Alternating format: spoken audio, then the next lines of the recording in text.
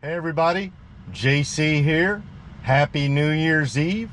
It's about 1:45 in the afternoon. Going to do a little Tesla FSD driving today. I've already got the coordinates set into the Tesla navigation. So let's push the little blue button and get on our way. Got the rear camera on. We start moving back.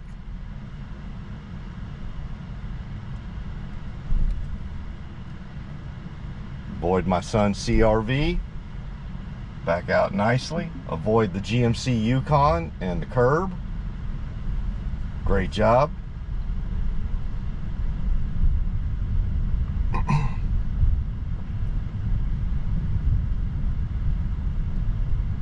Make a left here off of the street. Got a Toyota Tundra parked there right at the stop sign, so we're gonna have to maneuver around them just a little bit. Put on the the right blinker. No cars coming, so we take a right. Great job. All right, and now we are into the neighborhood here in Porter, Texas, which is 35 to 40 miles northeast of downtown Houston. Which brings me to what my Tesla FSD drive is going to be today. So we are going to go into downtown Houston and take FSD all around downtown on a beautiful, sunny New Year's Eve day. It is 75 degrees, beautiful sunny skies, no clouds, no humidity. Perfect. Couldn't ask for better weather.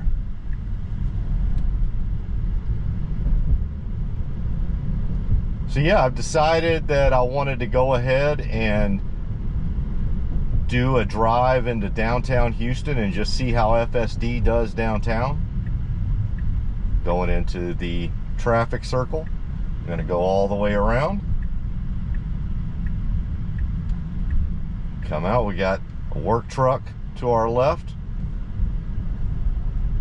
Do a great job there.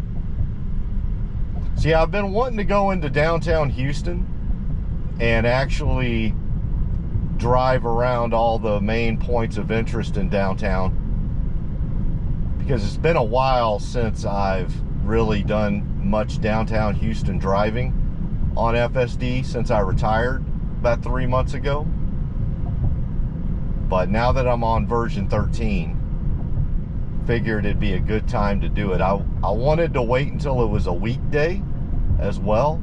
I will acknowledge today is New Year's Eve, so I don't know whether the traffic will be very light downtown well, it's 1:45 right now. By the time we get downtown, it'll be 2:15, 2:30. So I don't know if the traffic is really light or really heavy. So we will find out. All right, we are at the traffic light for the intersection of North Park. Got a bicyclist to our right. Great job. We turn right on red, but obviously we wait to see what that bicyclist is doing. Great job. Now we are on North Park. We're going to have some road construction coming up here in about 200 or 300 feet, and then we'll have that for the next mile or two. Got a car pulling over there to go get some fireworks. To our right, immediate right, is a huge area where you can go and buy just about any type of fireworks you could possibly imagine. I mean, everything. Other than a tank. I don't think you can buy a tank there. But there's probably a place not too far from here where you could, because it is Texas. That's a joke, by the way. You can't buy a tank. Buy everything but you can't buy a tank. Well, you know, let me take that back, because I do think there's some folks that, well, I don't think you could buy one retail. Let's put it that way. Let me rephrase. You could not buy a tank retail in the state of Texas. I think we can all probably say that with certain assuredness. All right, we're about to hit some, oh, we got somebody crossing the street. That is very ill-advised, young man. Very ill-advised. I mean, you got to do what you got to do, but that is a dangerous place right there to be running across North Park. All right. Got some pretty heavy road construction right here. This is a brand new area of North Park. This used to be the median. Where we are right now at one point in time was the median for North Park. But we're doing a great job.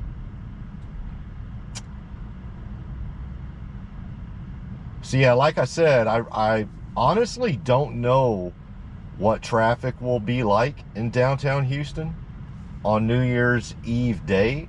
I mean, technically today is a work day. It's not a holiday. Tomorrow is. So there likely will be some folks working downtown and leaving the downtown area fairly soon. But I think we also know that this is a week that a lot of people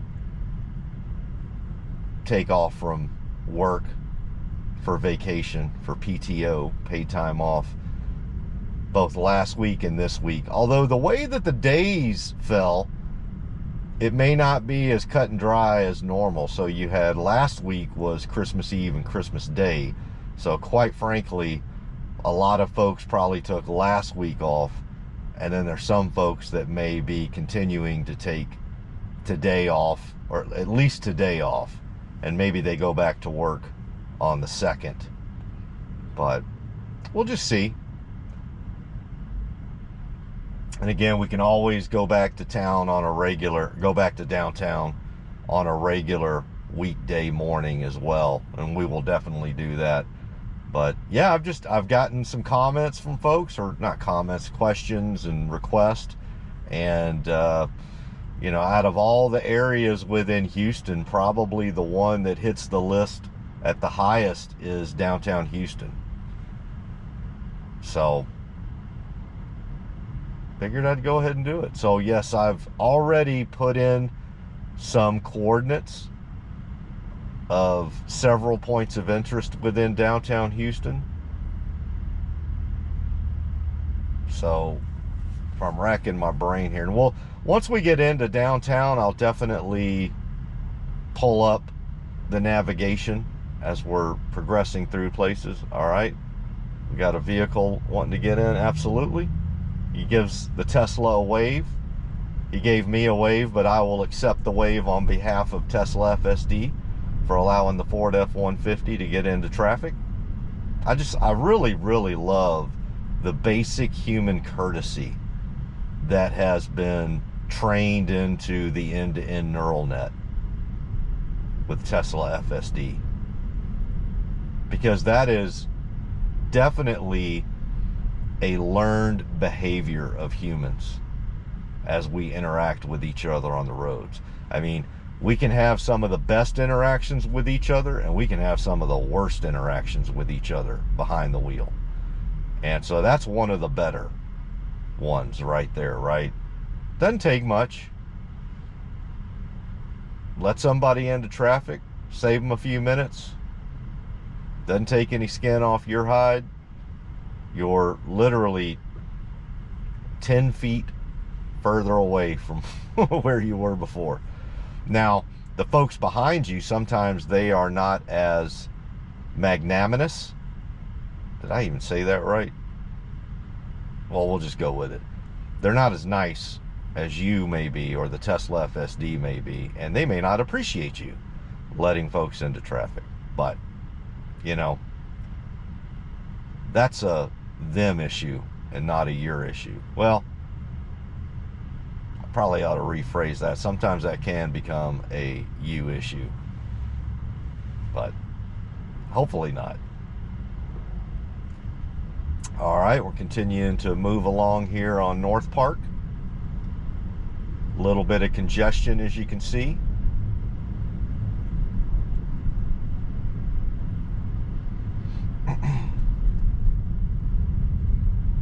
Let's see, we got a green light, but not really sure. No, we're not. that answered my question. We will not make it through the green light here.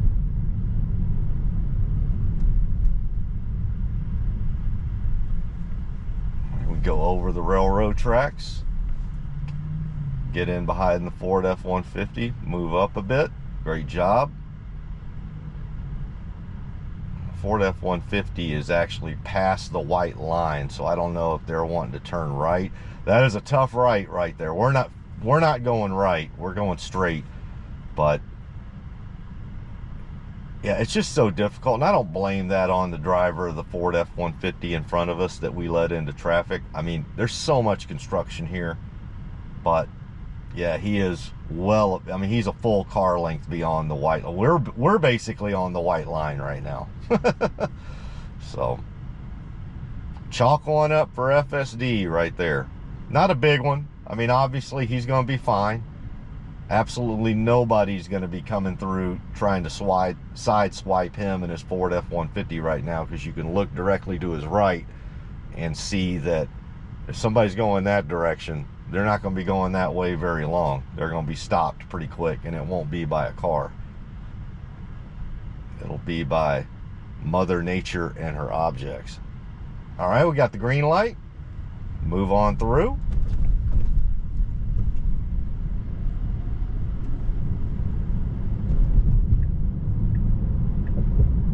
Get over into the left lane. Pick up a little speed, but not as much as we probably like because of the Nissan in front of us. We've got some vehicles pulling out of the Kroger parking lot to our right through the construction. We do have a green light, but highly likely will not make it through this one.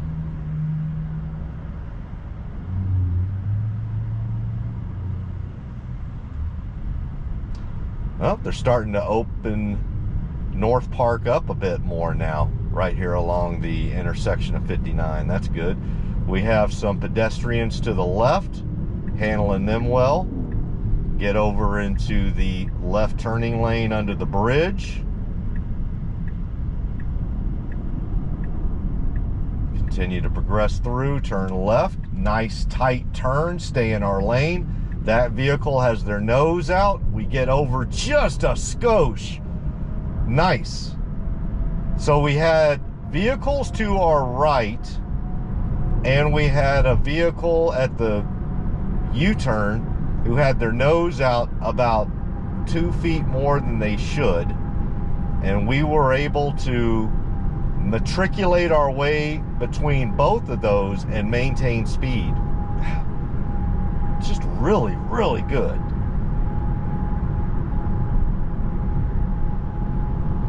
All right. We are now going southbound on the 59 East Tex feeder. We're going to probably put on our left blinker here in a second, and yes, we do. We're going to get into the on-ramp. There we go. We're firmly in the on-ramp now for 59 East Tex Freeway going southbound towards downtown Houston. Excuse me there. All right, and about to get up on the freeway.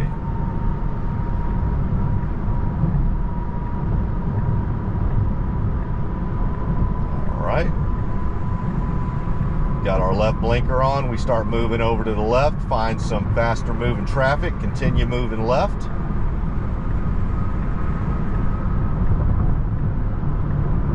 And continue moving left. And bam. It's just so smooth. All right, we got a semi that's a bit over in our lane. So we get over to the left side of our lane just a skosh. Excellent job. Way to react to that semi. That semi is a little bit all over the place. Poor fella. I mean, I hate to, those guys are just so tired and overworked. And I mean, we're dependent on them. So don't, I mean, I get it. Sometimes you're on the freeway and you see these semis kind of drifting in and out. And I get it, it's scary. But we depend on those guys and gals for everything in this country. So just adjust.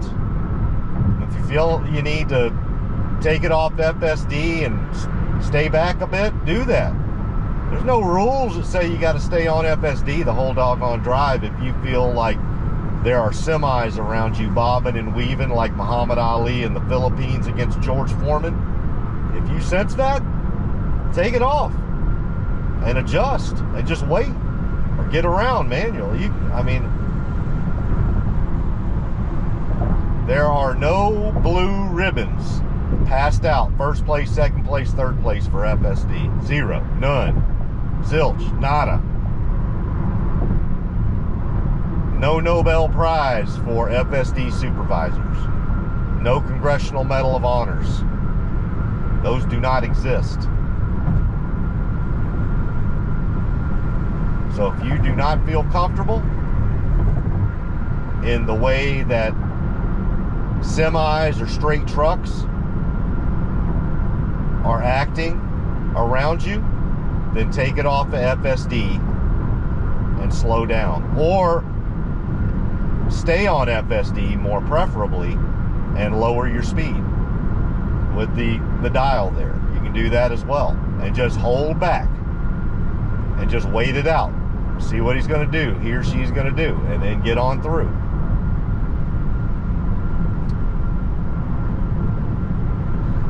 Me, myself, I've just done so much supervising behind the wheel of FSD. I've seen so many semis on this road that, you know, I can tell when they're just doing a little bit of bobbing and weaving or if they're really in trouble. And that one was not in trouble. But I get it.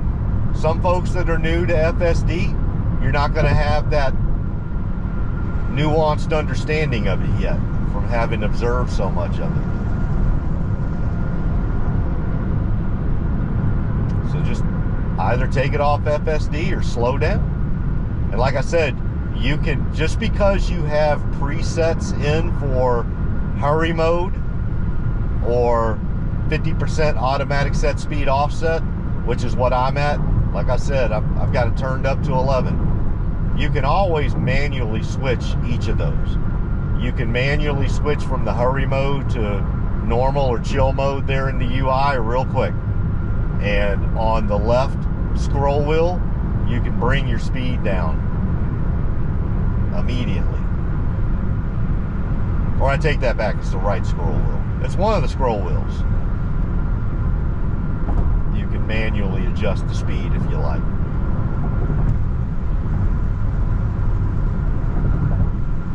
All right, so we are comfortably set on 59 East X Freeway going southbound towards downtown Houston. We are about 12 miles away. So I did jot down a list of things that were questions in YouTube and X, but mainly YouTube. A little bit on X too. Thing is, I put them on my iPhone, and so it's a little bit hard. So I'm trying to think from memory. I should, you know, I don't like picking up my, I just don't. And especially, you know, not just because I'm on camera and I want to present a good role model to all of you that may be using FSD or driving just in general. Leave your phone alone. But let me see if I can.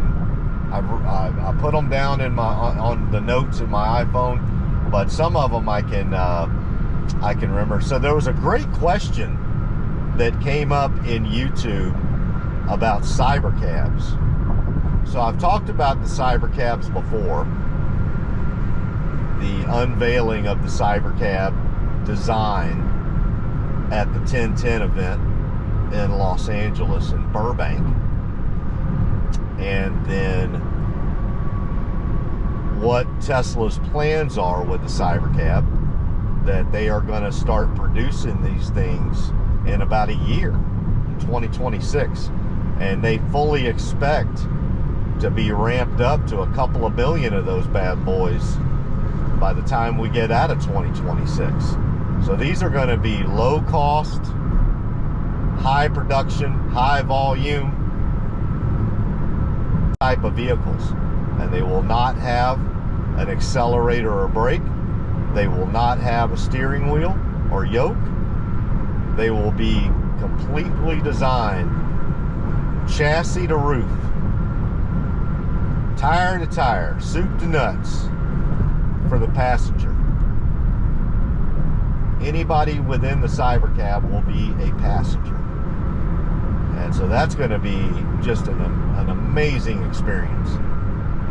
But somebody asked me a really good question. Do I plan personally on investing in some Cybercabs? And I guess to dive down into that a little deeper, what does it even mean to invest in Cybercabs?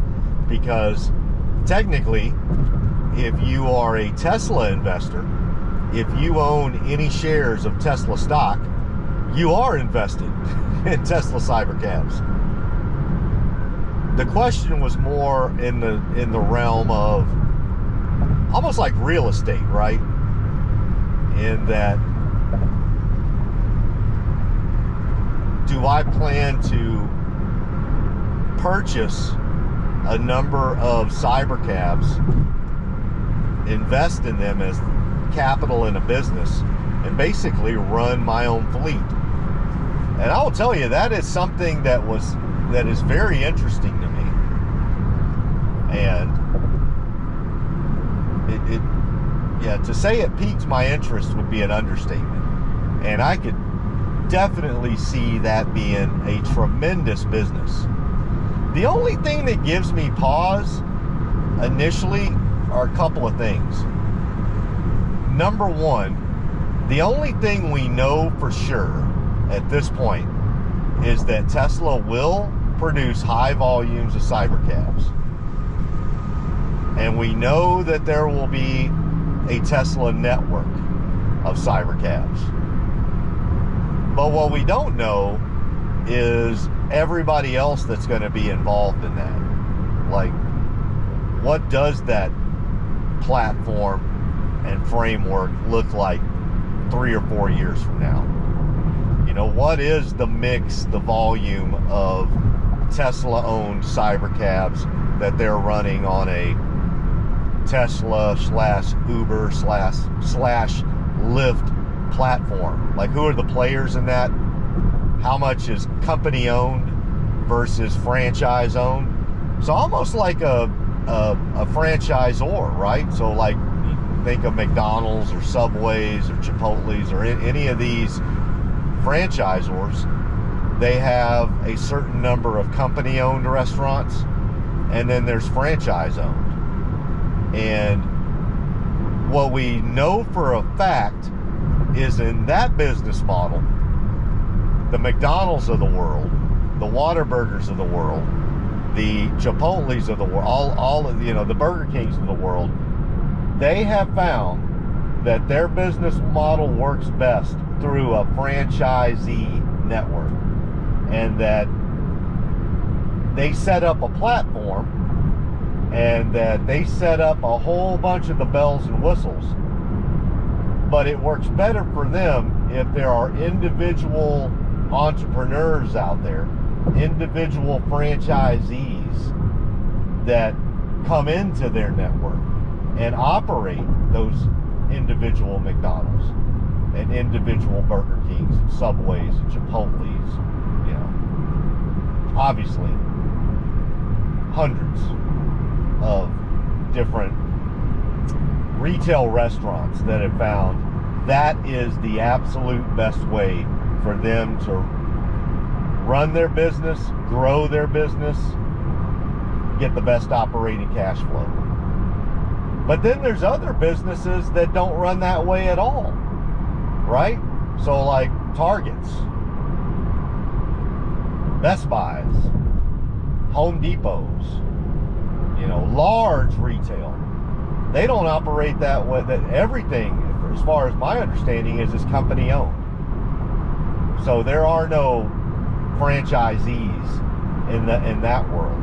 And they have found that the best way to run that business is to be entirely company owned, so that they create, because at the end of the day, what you want to do is you want to create the best platform and the best profile to have the most free operating cash flow per unit, right? So if it doesn't, if having something run by a franchisee creates less operating cash flow for the individual investor, then they're not going to do it. And so that's really my question at this point is,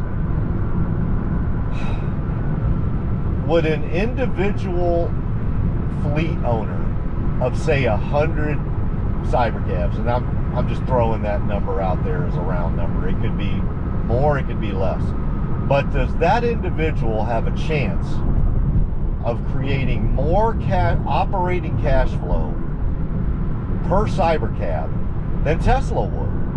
And I just don't know the answer to that.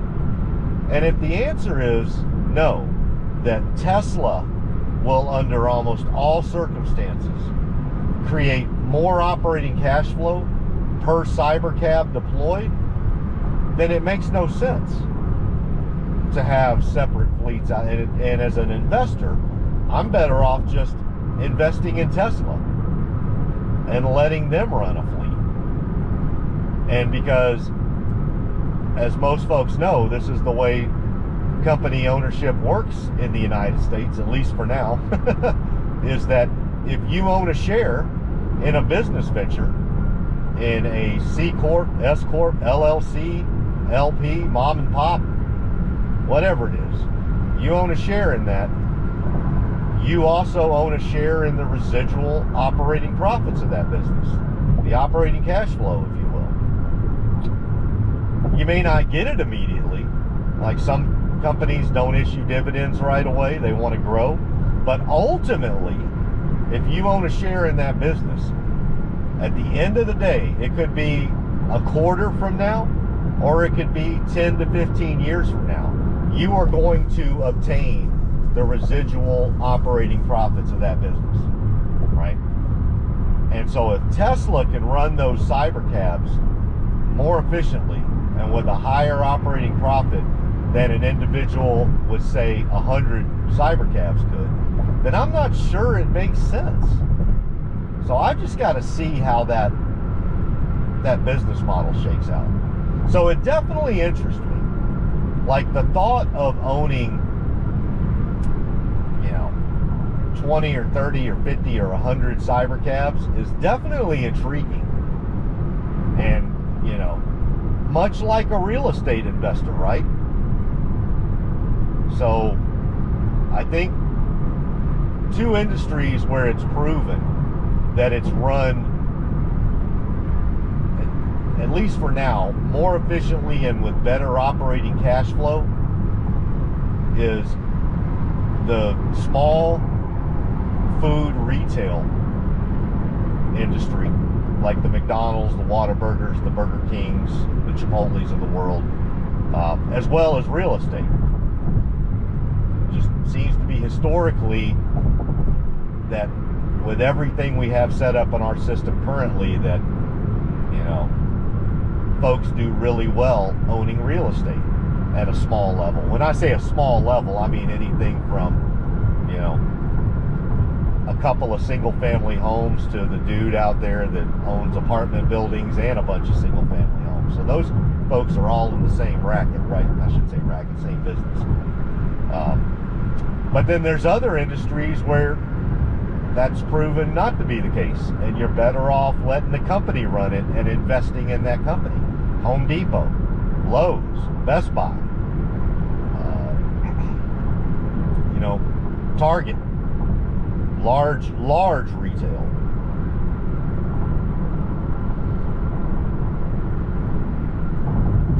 I would say a lot of energy ventures. It's like obviously oil and gas, solar, wind, power. Those seem to be better investments. Some years better than others, some years worse than others, but through large scale. You're almost always better off investing in large scale there than investing in small modular or, you know, single individual. At least that's the way it seems. So we'll just have to see where Tesla Cybercabs come out in that. So I'm kind of in a wait and see on that. So currently, as a Tesla shareholder, by default, I am invested in the early days of Tesla Cybercabs. All right, we're coming into downtown, as you can see. You see the skyline ahead of us? Beautiful.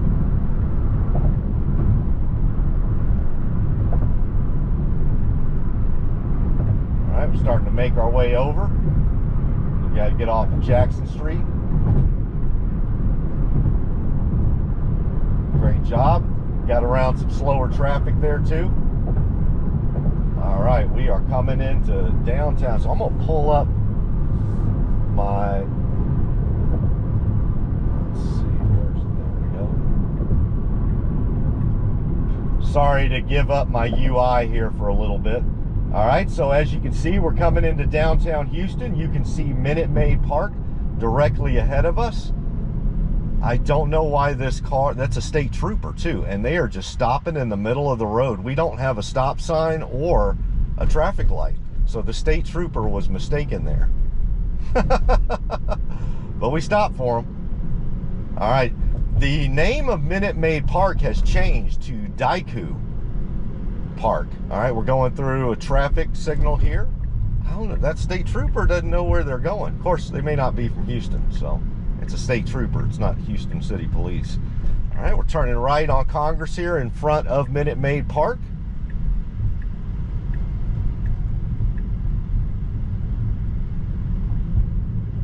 Very nice. Continuing down La Branch. And we're going to get over in the left lane.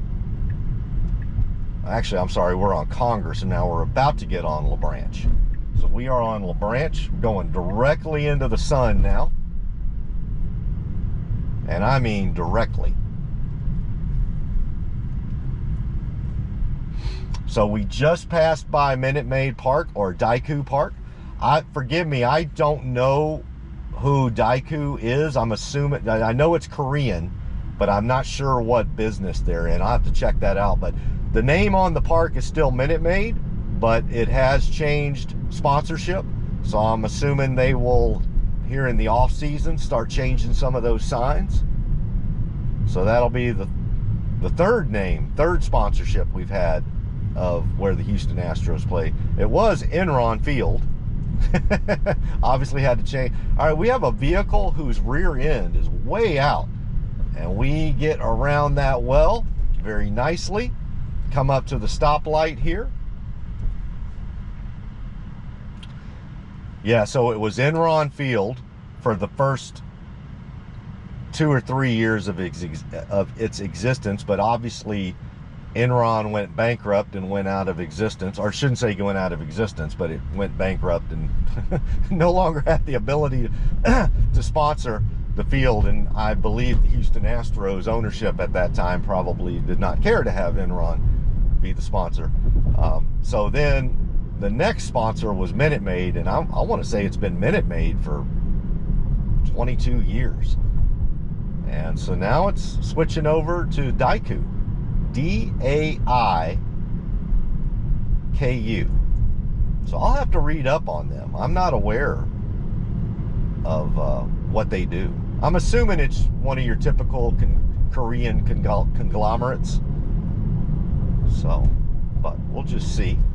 But welcome to Houston, Daiku. Welcome to Houston. Welcome to the family. All right, we're going right by Toyota Center. You can't really see it because of the big van, but that's where our Houston Rockets play, over to the left of me, which you did not see at all. Sorry about that. I was going to go by it so you could see the Toyota Center, but you didn't see anything but a Mercedes van. That is a big old van. All right. I'm going to...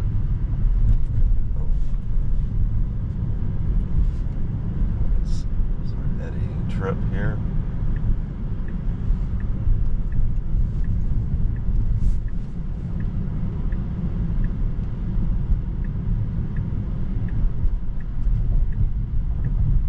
just continuing to progress along downtown Houston. So we've been by Minute Maid Park, or what we now call Daiku Park. We've gone by the Toyota Center. We're getting over into the left lane to make a left here on Jefferson, and just continue our journey around downtown Houston.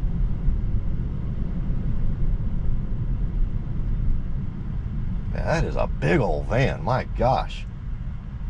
Yeah, I wanted to show you Toyota Center, but it was like that huge van just blocked everything out. So, well, you got to see a big Mercedes 3500 van that looks like it could sit 38 people.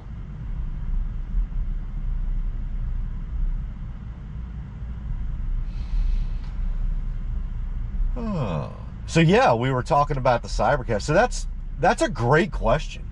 And yeah, it was a question. I got that in the YouTube comments, and I want to say, if I was doing like Tesla and upvoting my comments, I think I want to say 2 or 3 people asked about that they were kind of intrigued by the Cybercab, because they're kind of new to Tesla and new to this whole FSD thing. But they saw the 1010 event with the Cybercab and Optimus, and so a lot of people have seen that video. It's not very long, it's like 15-20 minutes, and seems like that intrigued them more than anything, with the Optimus, obviously. Optimus being number 1, and then the Cybercab. And so I've been getting a few questions about that, and you know, well, I thought we were good. Nope, we're continuing on. Okay. Let's see, where are we going to turn left? Going a little further out than I was. Oh, I know why. Okay. So we are going to the Shell Stadium where the Houston Dynamo play, our Major League Soccer team. So we're kind of going to the outskirts of downtown, and we'll be coming back in here in a second. So we're taking a left. There we go.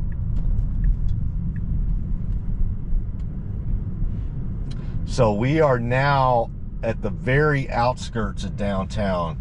You can see it right over there, the skyline to our left. Well, you probably can't, but I can. And this is basically where the 4th Ward, the 4th and 5th Ward is right here. So yeah, this is Emancipation Avenue. So Emancipation Avenue basically divides, this and Navigation Avenue divide downtown Houston from the 4th and 5th Ward. So we're basically going through the 4th Ward / Midtown Houston right now. Very, very storied and historic neighborhoods. The 4th Ward was the original place where the Hispanic community of Houston, Texas was centralized. So, you know, obviously at one point in time, Houston was a segregated city before the Civil Rights Acts of the 1960s brought everybody to their senses and stopped being jackasses to each other. We're still jackasses to each other, but at least it's not legalized jackassery. Back then it was legalized jackassery. We lived under Jim Crow law here in the city of Houston.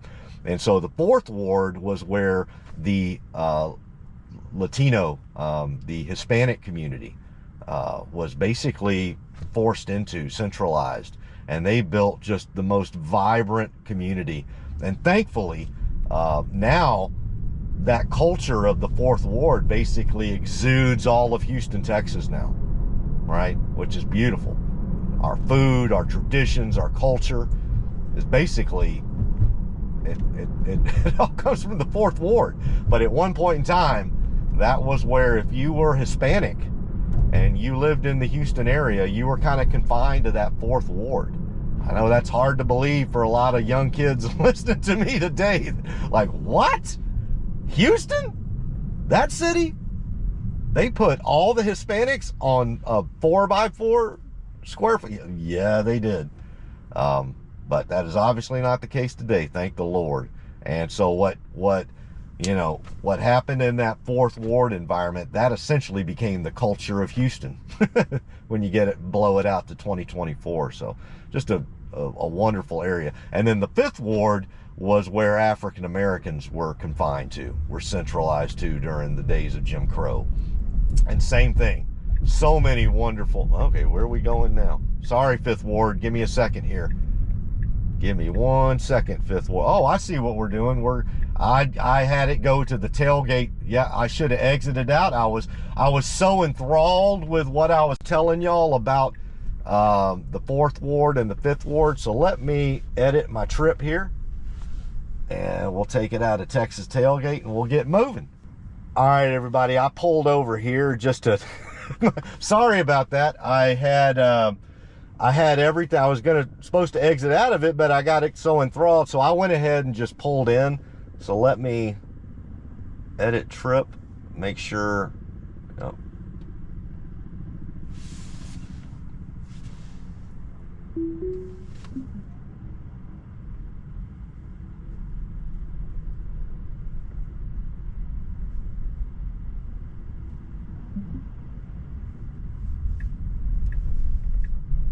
All right.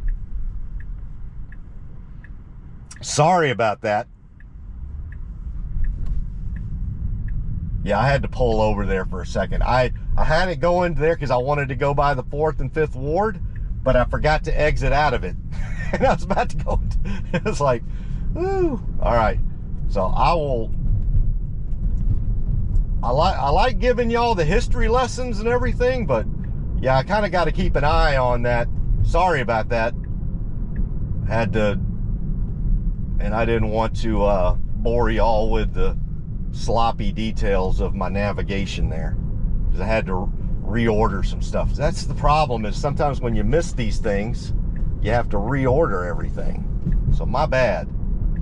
All right, we are continuing along. So we've gone through the 4th Ward and the 5th Ward. So told you about the 4th. Well, let's make sure we don't hit this van in front of us or this young gentleman going across the street. Unfortunately, we do have some,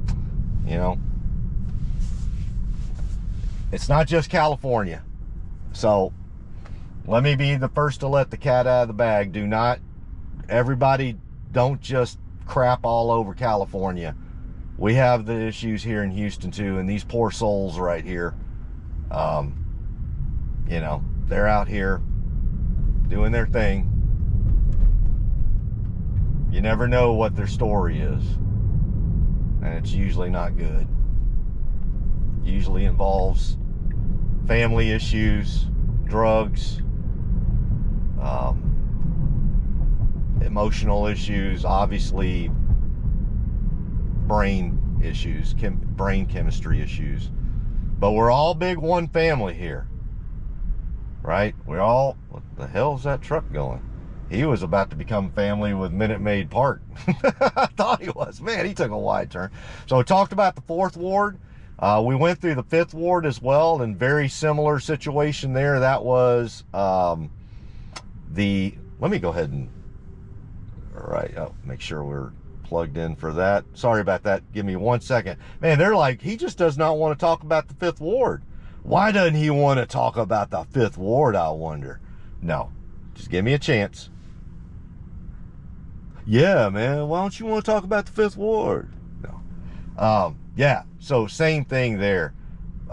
Is during Jim Crow, that was basically, the segregated part where all African Americans were, try to sugarcoat it. It's kind of forced in there. Not kind of.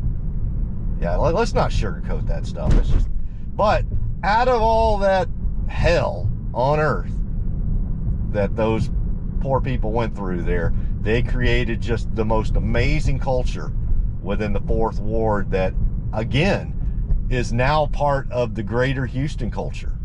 I mean, you cannot go to an Astros game without knowing that the 5th Ward is like that. I mean, the Houston Astros, probably more than anyone, with, Paul Wall, Swisher House, Bun B, and a lot of other folks that come out of that area, Sharpstown and the 5th Ward.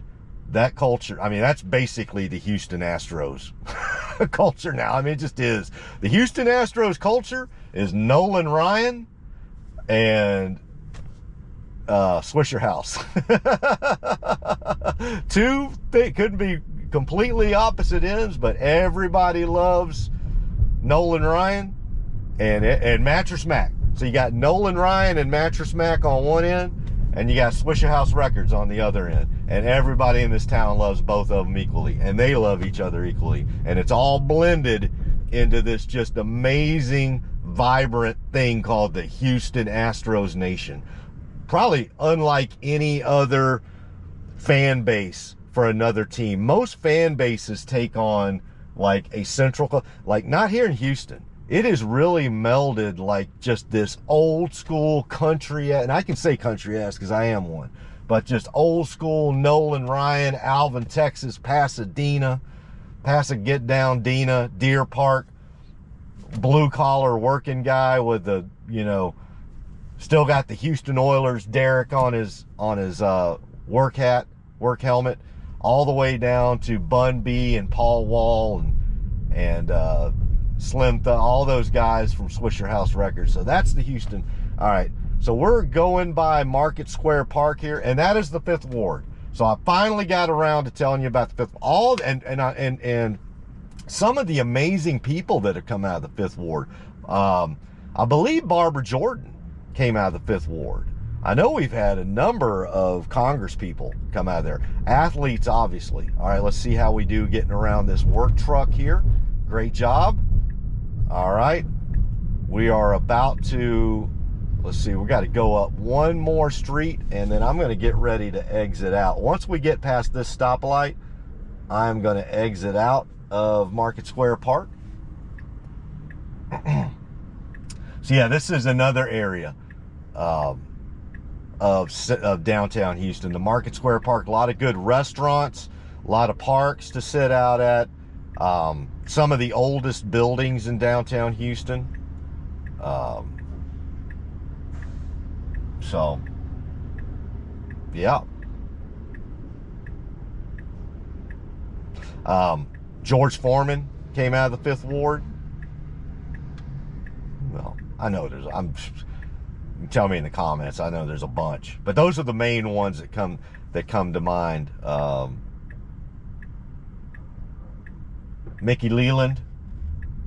Y'all are probably too young to remember Mickey Leland, but yeah, so very storied. All right, let me exit out of that, and then we will take a left here on Milam, and that is the famous historical CVS pharmacy. No, I'm just kidding. I don't know how long that thing's been there, probably 3 years. Yeah, CVS, they moved from San Francisco and came over here to Houston. That one's clean. I don't see anybody. I don't even think they've opened up yet there. Yeah, that must be brand new. It doesn't even look like they've opened up yet.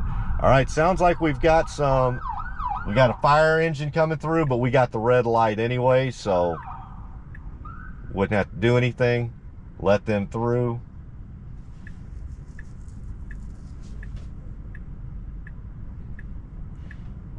Well, actually, we got to go up one more, and then we'll go left. That's Louisiana. That's my. Well, this will be interesting because we're going to have to get around the fire engine. Yeah, so they're helping out a homeless gentleman. We're going to need to get around, though. Let's see how we do here.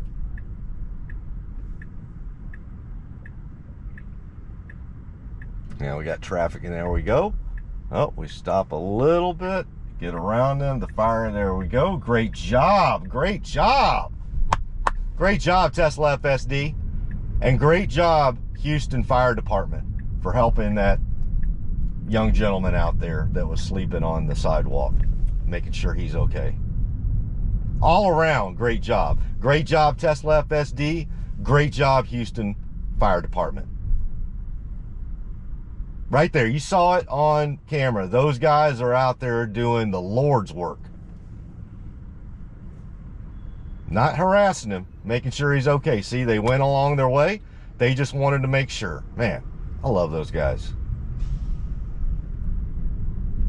That's what your tax money's doing. When it's, look, you saw that. They're helping people out. They're helping your city out. So remember that. Anyway, I don't know what the hell that has to do with FSD, but I just wanted to say that for their benefit. And, man, that maneuver that FSD made to get around it with oncoming vehicles coming to our right, that was tremendous. All right, now we are on Milam. So Milam is definitely one of the central roads, central streets that goes down downtown Houston. And of probably the most notable interest is if you look directly ahead of us to your right. So your front right, if you're looking over, well, I was about to say if you're looking over my passenger seat, but probably the way I do my videos, if you're looking over my face right now, well, it's blocked by the trees, you'll see the old Enron building. And probably see it as we get closer, but it looks like a speed stick. There's two of them. Chevron actually is the tenant in both of those buildings now, but that was where Enron was headquartered. So we're going to pass it here in a second, and I'll point it out. Man, we are going directly into the sun right now. I mean, it is just bam. All right, now you can see it a little better. See, it looks very shiny, looks like a speed stick. That's the Enron building. And we'll go by that one. Let me go ahead and pull up edit trip. Get ready. Once we go past that, yep, got the water fountain there, the Bob and Vivian Lanier, or Smith, I'm sorry, I thought that was Bob Lanier. Yep, there it is right there. There's the old Enron building, and then there's the walkway that goes between the two Enron buildings.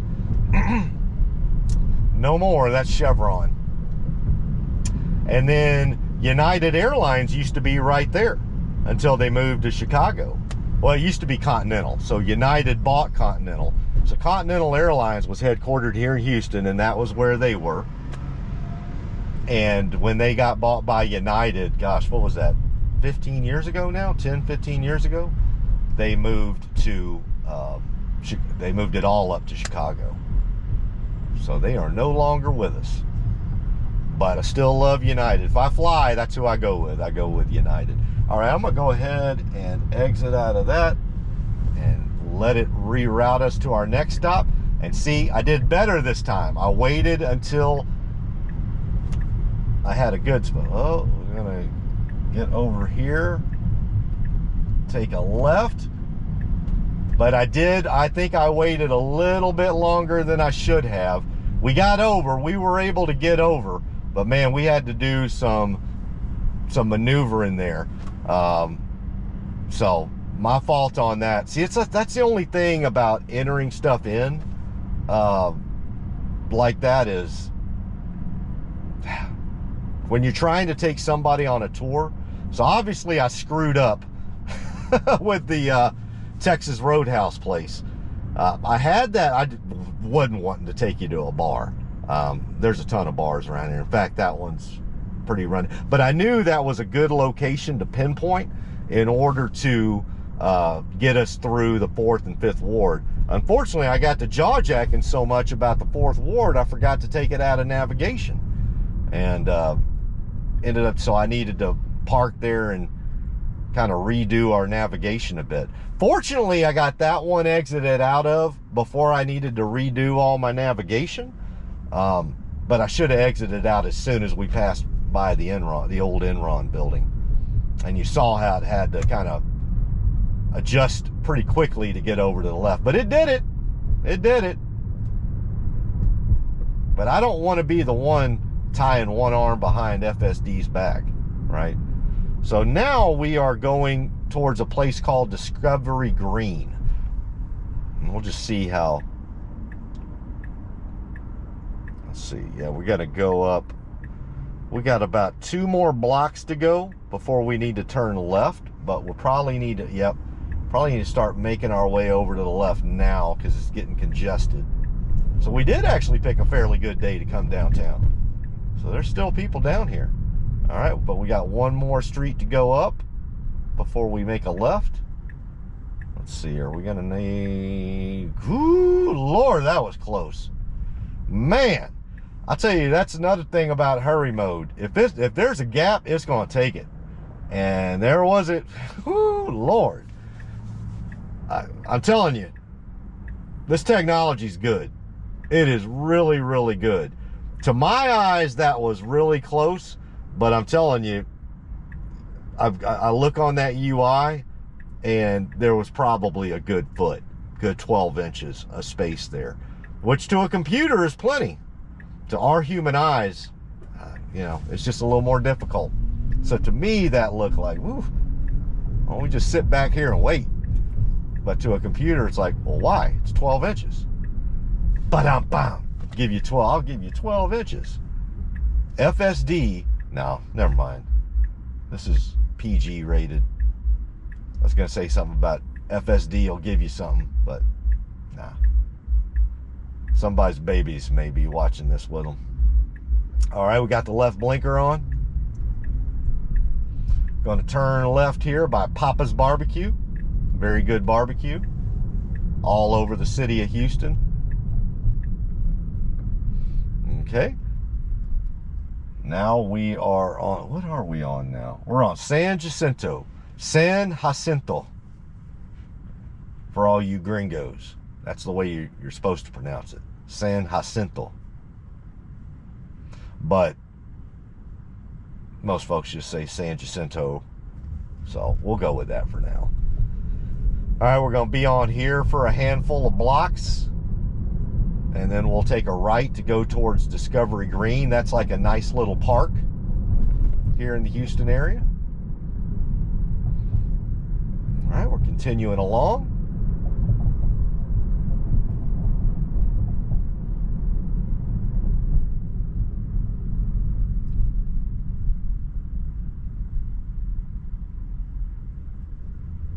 Very nice. Very, very nice. Yeah, this part of downtown, this side of it is gotten revitalized. Some parts on this side are still in the process of being revitalized. Let's see, how many more blocks? We've got about 2 more blocks, and then we'll hang a right. There's South Texas College of Law. Great law school there. Turns out a lot of good attorneys that practice all around Houston and Southeast Texas. H-Town, Clutch City. All right, yeah, we're going to turn right up here, so we should be good getting over to, oh, that's why we didn't. Because there was a vehicle behind it. See, that's what I'm talking about. That's where those 8 eyeballs are better than 2. 8 is greater than 2.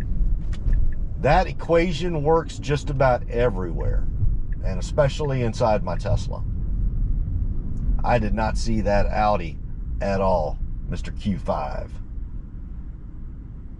All right, directly in front of us, you can see the George R. Brown Convention Center. So if you see the white building with the 4 smoke pipe things looks like the Titanic, like a smoke pipes on a steam pipes on an old school cruiser ship liner.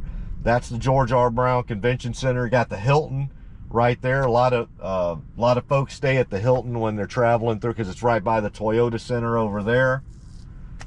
And then Discovery Green will be, let's see, is that over to, yep, about another 2 blocks. And we'll drive by Discovery Green. Once I know that we'll be able to, yeah, so I can probably go ahead and exit. Let's just go ahead and get on up. Let me get it ready to exit out though. There we go. All right, it's gonna so got in behind this Honda Accord, but it had to, because in order to get to Discovery Green, but I exited out of it, so it should still take us by Discovery Green. Let's see here. All right, we got to be careful here though, because there we go, we got a bicycle trail. Great job. Wow, that was such a good. So this whole area here is Discovery Green. So a lot of parks, a lot of restaurants, families walk around. Beautiful day for it too. I mean, look at it, 72 degrees, beautiful skies, sun's in the sky. It's New Year's Eve. Love's in the, look at that, 2 lovebirds right there walking together. He's not holding her hand. So they're not at that stage yet. Look at him. See, he's trying to. Look at him. See, he's got his arm swinging there. He's trying to touch. Leave them two. I've totally gone off of FSD there. But it is funny. I'm an old fart, right? I'm 55, so I can look at people and kind of, you know, young lovebirds, and I can tell. He's trying to. He's thinking. He's like, yeah, he's doing those little subtle things. Don't worry, young buck. She'll get there. Just give her time. Just be funny. Say funny things. That's all you got to do. Say funny things. No, we're done. We do not want to turn right here. This is a one-way. All right, good. It figured that out. So we got a lot of one-ways around here, but we need to go straight here from here on out. Yeah, let me get off of that. I'm sure he'll be fine. He'll be fine. Just be nice. Make her laugh. Pay your bills, have a job. Those are all just those are baseline. But you want to go beyond that. You know, baseline is be paying your bills, have a job, take a shower, put on some deodorant, comb your hair, all that stuff. That's baseline stuff for a young man. Beyond that, be nice to her. Make her laugh. Make her laugh. Don't just be nice. Don't be Mr. Nice Guy, because you're going to get friend zoned. Friend zone. And once you go friend zone, I'm telling you, there's a 99.9%. I heard of one dude out there in my 55 years of living who got out of the friend zone one time. But, I mean, I think we got to the moon easier than him getting out of the friend zone. I think it's easier for man to get back to the moon. All right, hold on a second. Let me concentrate here so that we don't. There we go. Good job. Had a young man in a wheelchair there getting across the street, and I just wanted to make sure that Tesla FSD was all right. But yeah, it's easier for us to get to Mars than for a man to get out of the friend zone. But I'm telling you, my 55 years of experience, the easiest way to stay out of the friend zone is make her laugh. You ain't got to be the best looking dude in the world. Shit, look at me, right? You're not going to be. In fact, you aren't. If you are watching my YouTube, if you're watching the YouTube video, if you're a dude watching my YouTube videos, by default, you are me and I am you. We're just two good old dudes. That's it. We're not Brad Pitt. We are not George Clooney.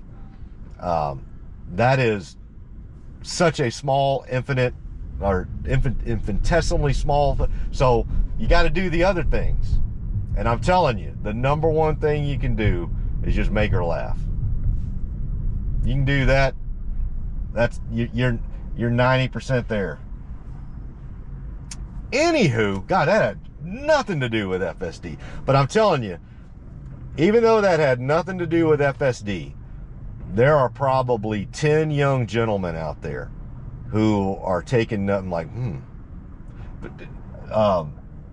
but be yourself too. Don't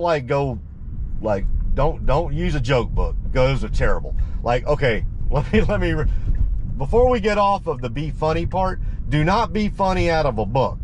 Don't tell I mean, that won't just get you into the friend zone. That will be like, do not use dad jokes. Don't, unless you're a dad. The only way, well, no, and if you're a dad, don't be hitting on you.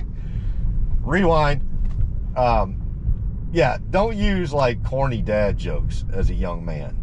Just be yourself. That's it. All right, we are going by, that's the Houston City Hall is around. Yeah, so there's the Houston Heritage Society at Houston Park. So this whole area here, so we got some historical area. We are about to go, this is Bagby, or actually, yeah, this is Bagby right here. And we're gonna go up a little ways on Allen Parkway. It's a nice little area that when people, like maybe during their lunch hour, they want to go for a jog or a bike ride, and they'll come down here down Allen Parkway. So we're just going to go down Allen Parkway for a little bit. Yeah, it's beautiful through here. So you can see, goes along the Buffalo Bayou. You can see the bike lane over to our right. We abide by that perfectly. And we're motoring along Allen Parkway here. And you can see jogging trails and greenery through here. And those jogging trails that go down there by the bayou, and you can run along the bayou like I know anything about running along the bayou. There you go. There's a young guy running along the bayou. And some people just chilling out on the green today. All right, I'm going to go ahead and get it ready to exit out here. If I can exit out, there we go. So we'll reroute here in a second and do I'm assuming we'll do a U-turn. We'll just see how we do. Yep, so this is all Allen Parkway and the Buffalo Bayou, and where a lot of people like to come and jog and bike and everything. And I believe we're gonna try to do a U-turn here. Let's just see what we do. So we have a left turn yield on flashing yellow. So we can turn left here, but we have oncoming traffic right now. So let's just see, and they've got the green light. Now we may take our opportunity here. Let's see if we've got the space to do it. Yes, we do. Good job. Great job. Man, I'm telling you, the turning radius on these Tesla Model 3s is just off the charts. Like, I don't worry about U-turns. I just don't. In this refresh Model 3 with Tesla full self-drive supervised version 13.2.2, I am invincible. No, I am not. You still got to supervise, because it could make a mistake at any moment and ruin your life forever. So always be supervising. We are still in the supervised mode. All right, now we are headed towards the theater district. You can see the skyline of Houston directly ahead of us. Beautiful. And we'll head towards the last stop we'll have around Houston is just to take us through the theater district. We got somebody jogging across the road. We handle them well. There you go. I'm about to turn left up here at Bagby. Let's just make sure we can turn left here on Bagby. Is this a two-way? It appears it is. Okay. It appears that it is. I just want to make absolutely sure. Well, I'm going to suppose it is, because I see if it isn't, then that Chevy Silverado and that bus is about to have some issues. All right. Now we can turn. The thing is we should not turn left. You can turn left on red in downtown Houston as long as you are turning from a one-way onto another one-way. But we are not. We are on a one-way, but Bagby is a two-way. So the Tesla FSD is doing the right thing right now by not turning left on red. But we have before.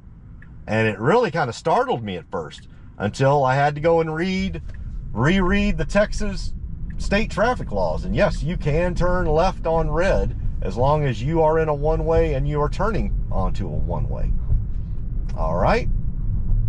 Now we are on Bagby, and we're about to take a right up here on McKinney. You can see the Wortham Hobby Center up ahead of us. That's part of the theater district. Houston City Hall directly to our left.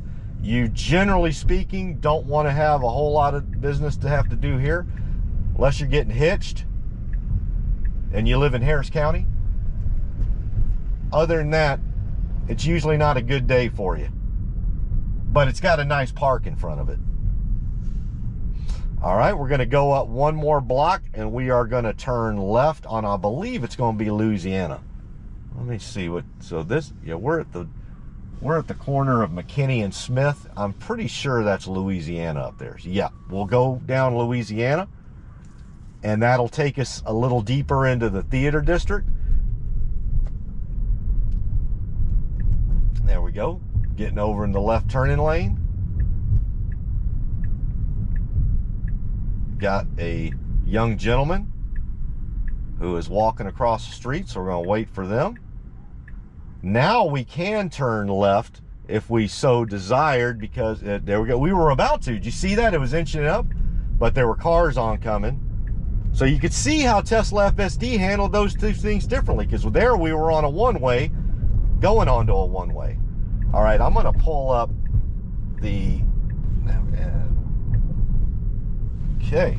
So we are going through the theater district right now. That's where Arthur Anderson used to be. That's where I started at 7-Eleven, Louisiana. That was my old office when I worked at Arthur Anderson. All right, we are getting back over to the left. So you can see Jones Hall is directly in front of us to the right.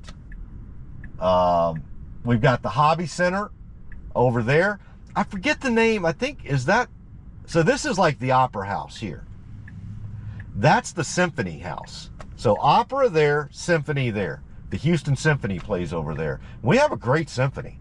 Don't ask me any questions about our symphony. I know we got one. I know it's a crackerjack symphony, and I'm sure they would appreciate me saying that they hear a guy. All right, so we're turning left, but we got pedestrians going across, so I presume we are waiting on the pedestrians. Let's just see. Yep, and we were. Great job. We waited for those pedestrians to completely clear, and then we turned left. Great job, FSD. See, I'm sure they'd appreciate being called a crackerjack symphony, but they are. They're up there. They're up there with the Boston Pops and the New York Philharmonic and all of them. They're crackerjack. They're good to go.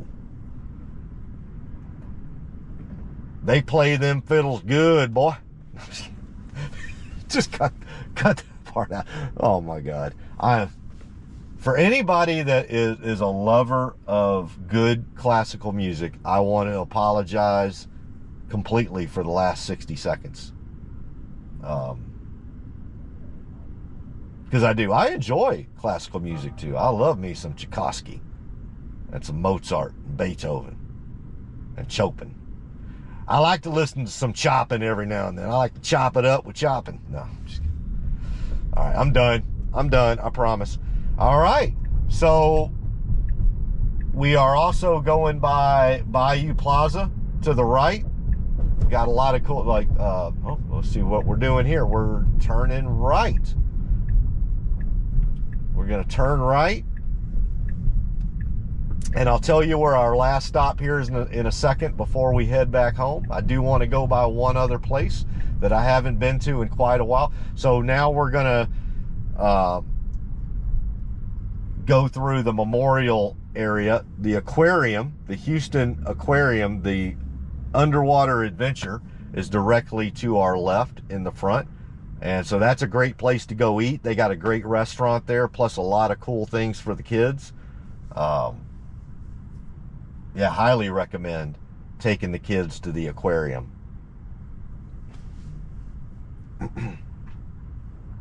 So we're gonna, the last part, we're gonna go down Memorial and then go by Memorial Park, and then we're just gonna head on back home.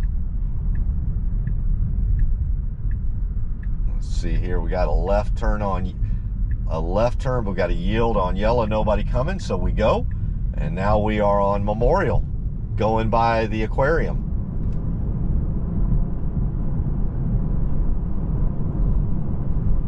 All right, and we will be, I'll go ahead and put it back on the FSD visuals now for a little while, because it'll be about 4 miles before we get to the Memorial Loop. But I just wanted to show this part as well. So technically we are on the outskirts of downtown now, headed towards Memorial Park, which is about 3.5 miles away. But I have not been around the Memorial Park area in a while, so I wanted to go check that out as well. And a lot of people like to live out here in the Memorial area. As you can see along the way here, we got some high-rise apartments, townhomes. Beautiful day, my gosh. So it is now, it's still 72. Sunny skies, no clouds, not a cloud in the sky. Got Corbridge over there flying the flag at half-mast for our president, James Earl Carter. I believe he was either the 36th or the 37th president of the United States. Good man, very good man. From Plains, Georgia. Taught Sunday school every Sunday. I want to say all the way up until his early 90s.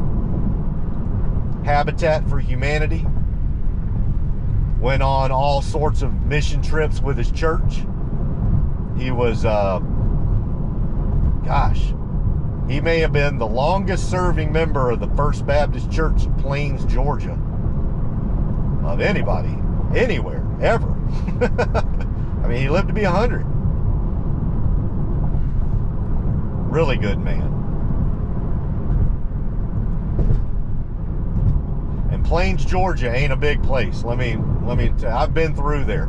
So my dad and all of my dad's family, that half of my family, they're all from North Georgia. So you think about north of Atlanta, Dahlonega, you know, that whole area, Cleveland, Georgia. So that whole area. Plains is actually down south, kind of south central Georgia.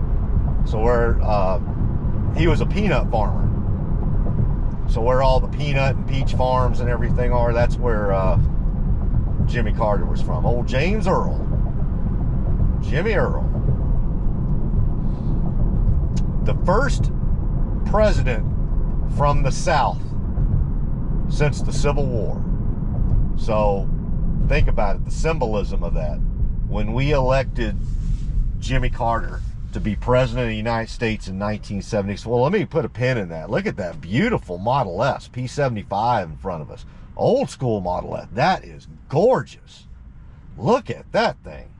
My gosh, that is a gorgeous, gorgeous vehicle. And look, it looks brand new. So y'all tell me, I don't even remember. So that's a Model S 75, P75.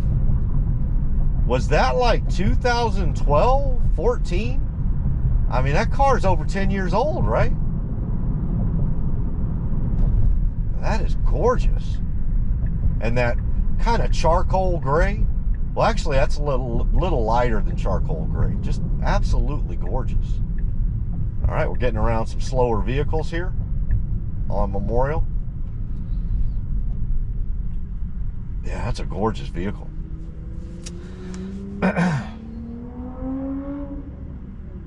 So yeah, Plains, Georgia. Well, anyway, what I was going to say is, when we elected him the president in 1976, you got to remember, we had not had a president from the southern states since the Civil War. I mean, it took us that long to get past all that. I mean, we're still not past everything, but you know what I'm saying. So literally 120 years.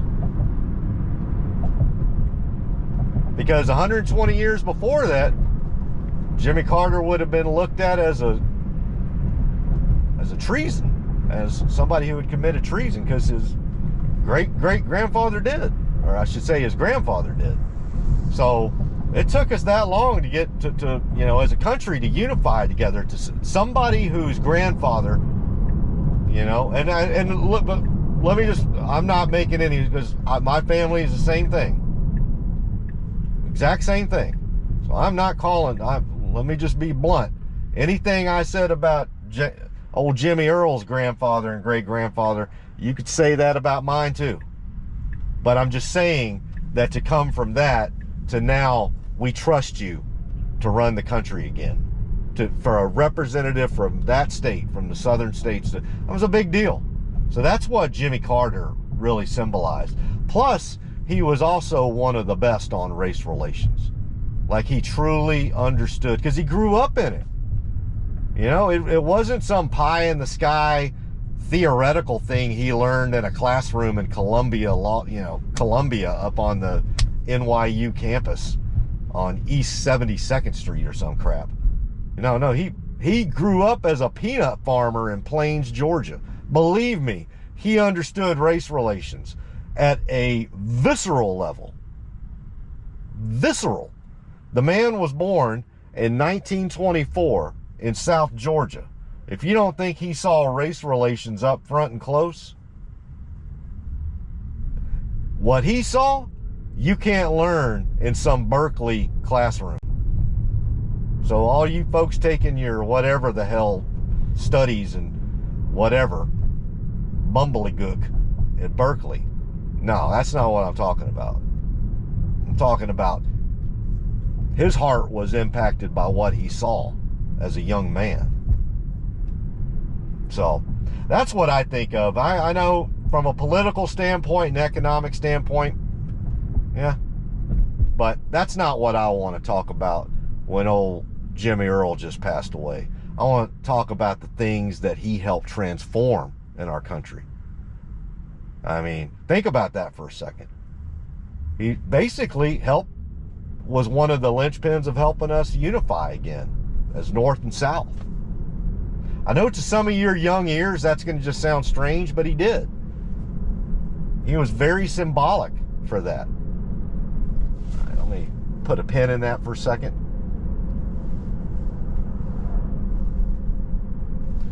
All right, and let's navigate us home.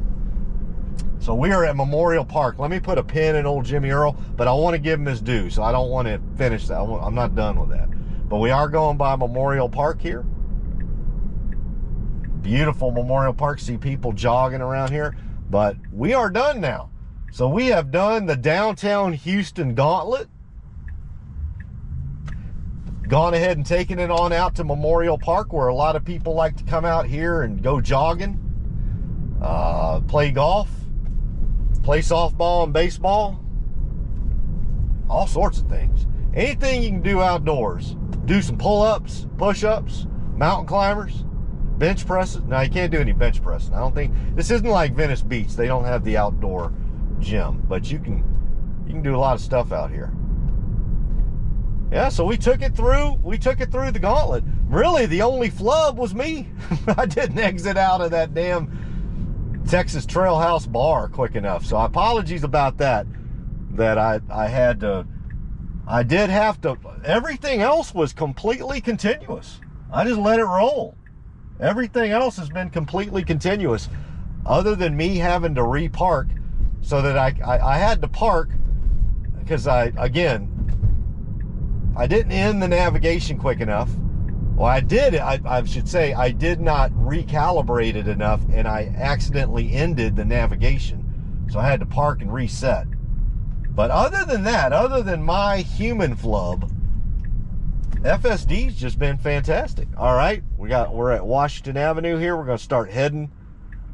Let's see, we got traffic oncoming, but we should have a gap right now, and we take it. Great job. Excellent job. And once we get out of here and get firmly back on the freeway, I'll put the FSD visuals back up. And I think we're about to, let's see, are we going to get on I-10? I believe we are. All right, we come up here. No traffic coming.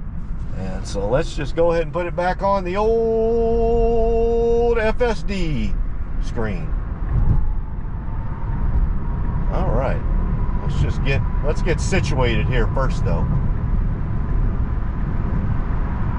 Then we got to get over to the left.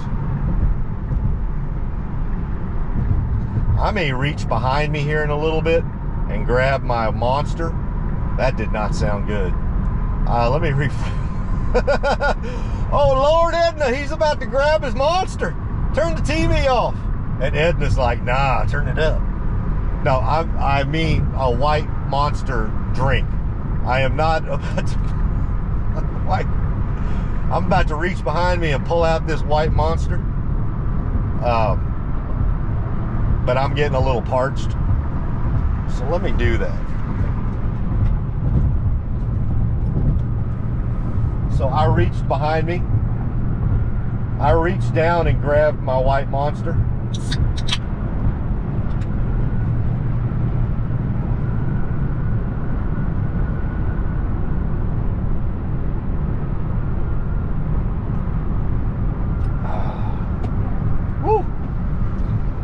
I've been talking nonstop for like an hour and a half. Like, man, does that dude ever shut up? We got a jarhead in front of us. Hoorah! Semper Fi. Now, something tells me, because he's in a Dodge Ram truck, he's probably not going to give me a Semper Fi. He's not going to assume I'm a Marine. Lord knows what he's saying in the cab of that Dodge Ram right now about the Tesla behind him. But little does he know, it's a fellow jarhead, a fellow leatherneck.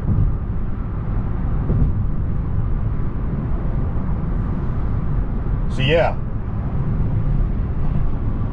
Oh, I was about to get back on Jimmy Carter because I want to give him his due. But we got about a mile here, and we got a merge coming up. There's downtown Houston to our right over there. I don't know if y'all can see it anymore. Got the Sawyer Heights lofts over there. That's pretty new. Some nice townhomes and apartments.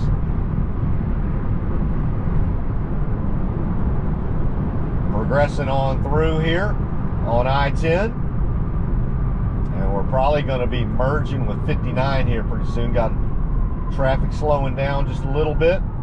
We're going to move over to the right, so is that work truck. We maintain a little bit of a nice safety gap. Oh, we got an emergency vehicle coming through. Let's see how we do here. We got an emergency vehicle coming from our right.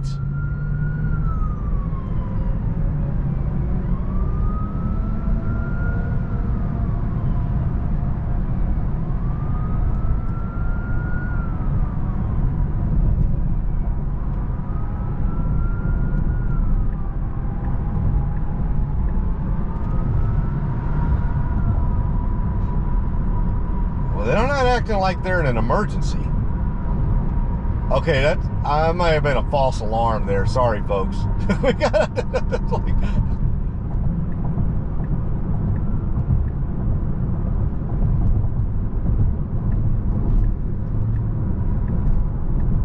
let's see what we're doing here.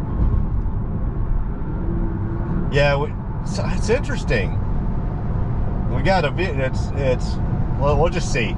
Give it a chance because they faded off into the sunset there. I was going to be interested to see how we reacted, but I think the jury's still out there. I think we still got some ways to go because I thought yesterday it may have stopped for an emergency vehicle, but it was just way too inconclusive. Quite frankly, the statistics would say that it probably stopped for another car to our right that tried to get over. The only thing is that other car never got out of their lane, never got past the white line in their lane, and we still stopped for like a good 3 to 5 seconds while that ambulance went by. So I don't know, but I think right now it's still, you know, it's still a work in progress for emergency vehicles. Right now is probably not the best time to test anyway because traffic is moving. So the best thing to do to get out of any emergency vehicle's way is just to keep traffic moving. If this slowed down, then I think the expectation is to get off the road. But obviously, that siren was on us about 3 minutes ago and it's gone into the distance, so something tells me they're doing a pizza run. You know what I'm saying? You've seen that before where they put the sirens on, but they're not breaking the speed limits. Like, man, I'll tell you what, if you got me in the back of an ambulance and my life is in the line, dude, roll people over, go 100.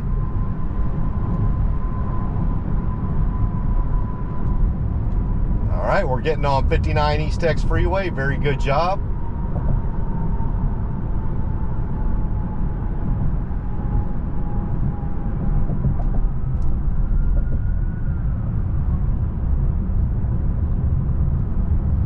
All right, we're on the on-ramp for 59 East Tex Freeway going northbound. Probably going to have a little bit of congestion up here as we merge onto 59 East X Freeway.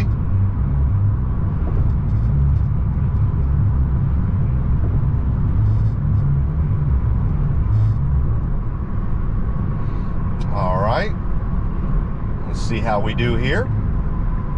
Start merging our way over to the left. Great job. See if we keep going. There we go. Move over again.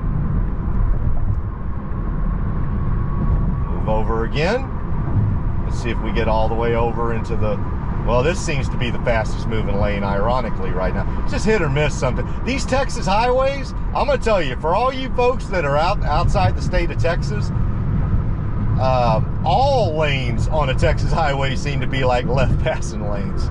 So, all right, there we go. Now we're cooking with salt and pepper. So we are going 80 miles an hour now on 59 East X Freeway, making our way.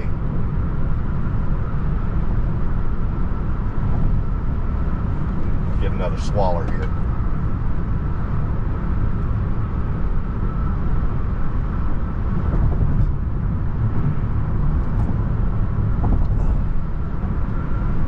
All right, Jimmy Carter. So yeah, two big things with old Jimmy, James Earl, is he, first president from the South, and not just the South, the deep South, right? Because there's the South, and then there's the deep, deep South, like Georgia, Alabama, Mississippi, South Carolina, deep South. Then there's the South, which you would include Texas and Florida, Tennessee and Louisiana, Arkansas and that.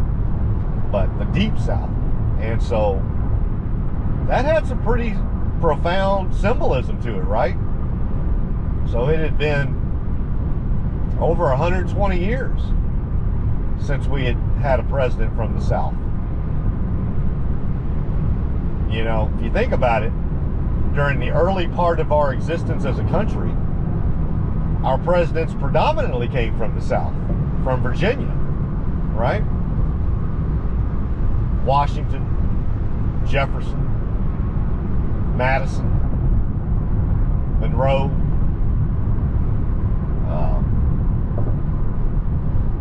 but once things really started flaring up,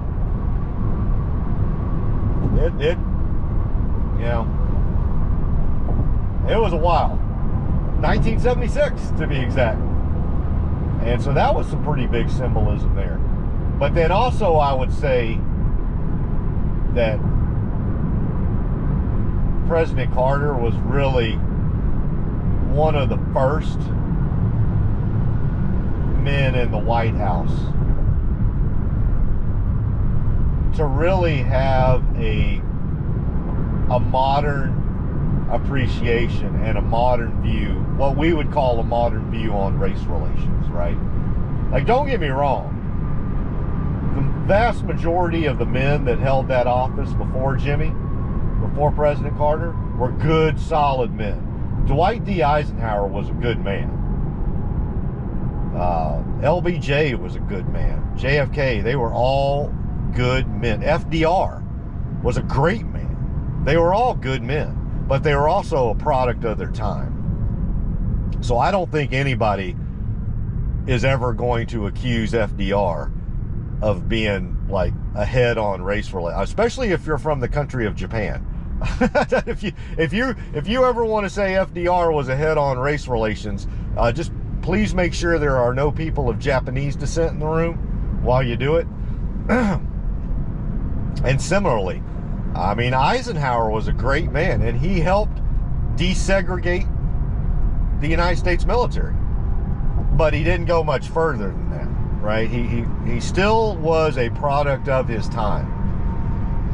I would argue that President Carter, that Jimmy Carter, was ahead of his time when it came to race relations, and specifically understanding the life of an African American person in this country. I really do. Like, don't get me wrong, I get it. LBJ signed the Civil Rights Acts. JFK, you know, his brother was Bobby Kennedy. And I'll tell you, you go ask some old timers at the barbershop about Bobby Kennedy, and you better come correct, because they love that man. But I don't think anybody really came to it like Jimmy Carter did, because he brought two things to the equation. I mean, the third thing he could never bring, right? At the end of the day, he's always going to be a white Southerner, right?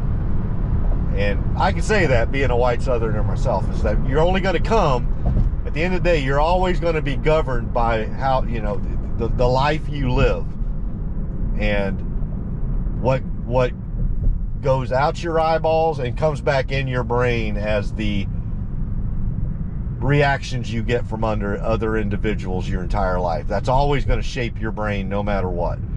And so, as a white Southerner born in 1924, obviously it was still going to be skewed that way, because your brain is just going to be morphed by what you yourself personally experienced.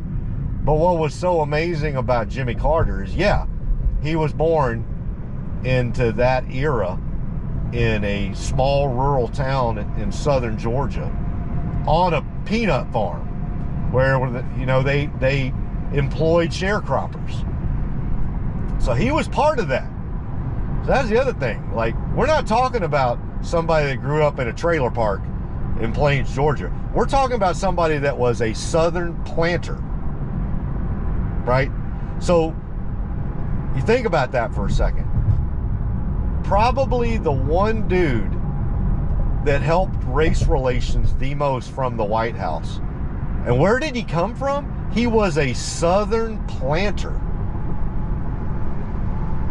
So that's why you never throw the baby out with the bathwater. You never read a book by its cover.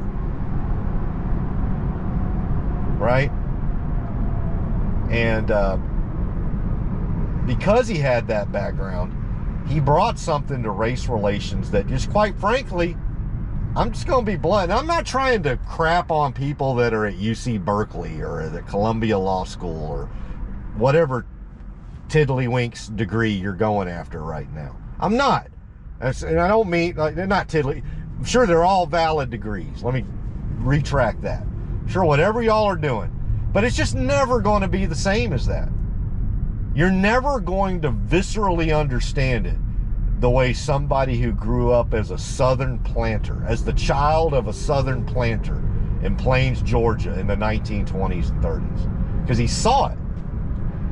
But here was the difference. This is what made him special, is that he didn't just see it and compartmentalize it, but he empathized with it. He sympathized with it. He could never live it because he was a well-to-do white Southern planter.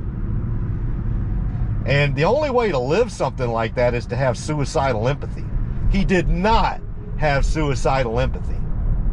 So let's get that clear. That's another distinction to make for a lot of folks out there, is that Jimmy Carter was extremely ambitious. Jimmy Carter loved him some Jimmy Carter. He was a fantastic engineer, right? He was head of his class at the Naval Academy. He did well. He joined the United States Navy, and he excelled in the United States Navy. Everything Jimmy Carter ever did, he excelled at. You know why? Because he was passionate. Because he was ambitious. Dare I say, he was a little narcissistic. A good degree of narcissism. But you know what can't happen when you're ambitious, narcissistic? Just a little bit, little greedy, little bit like if Jimmy Carter loved him some Jimmy Carter. You know what doesn't exist in that vacuum? What cannot exist is suicidal empathy. So he empathized with that. He sympathized with that. He created policy to help get rid of some of that. But he did not have suicidal empathy.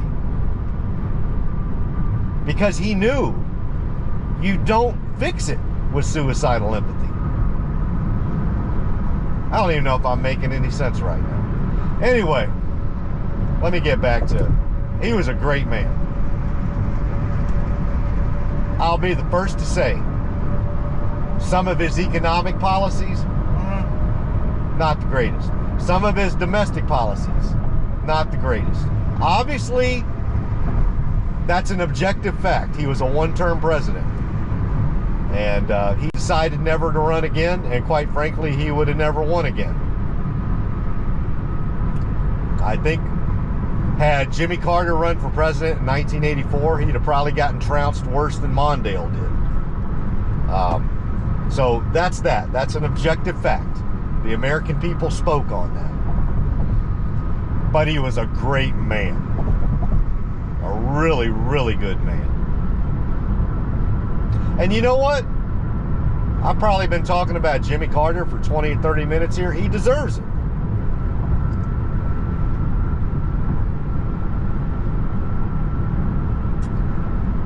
And he deserves, like every great president, or every great man that has been president, to have our flag flown at half-mast.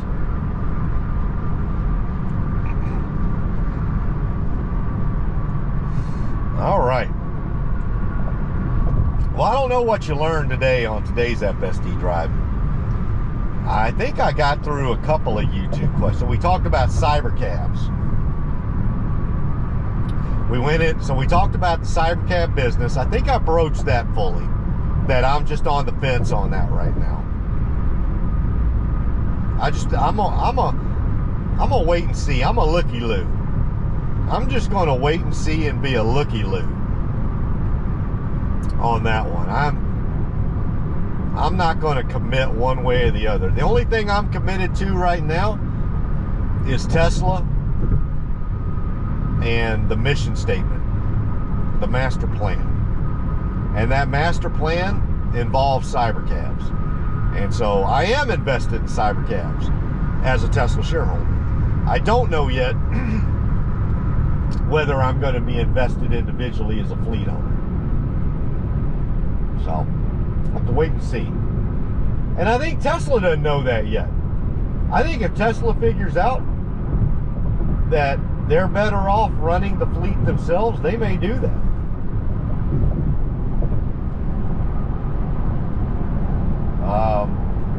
So we'll just wait and see. Hopefully that answered your question. I had that come up 2 or 3 times. Let me know in the YouTube comments whether that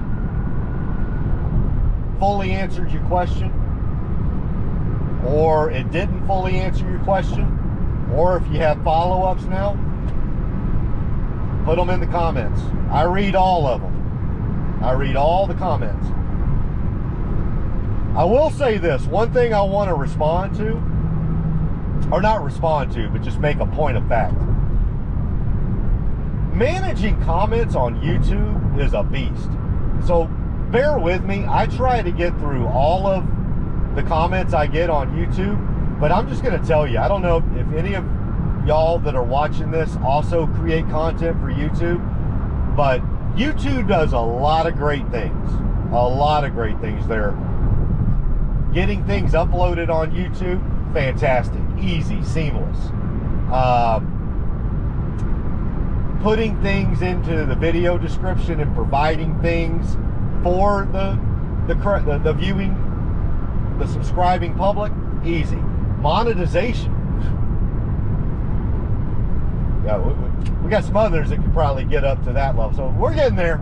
We know who. We're getting there. It's a work in progress. So all of that doing good. But man, the way YouTube manages comments, it's not really good. And so you really, like, unless somebody tell me if there is some other functionality in the YouTube Creators app, YouTube Studio, or if there's some third-party app that y'all use, but managing comments is a beast. And again, I want to say this from the bottom of my heart.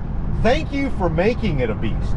Like, do not make this sound for a second like I am complaining. I am not complaining.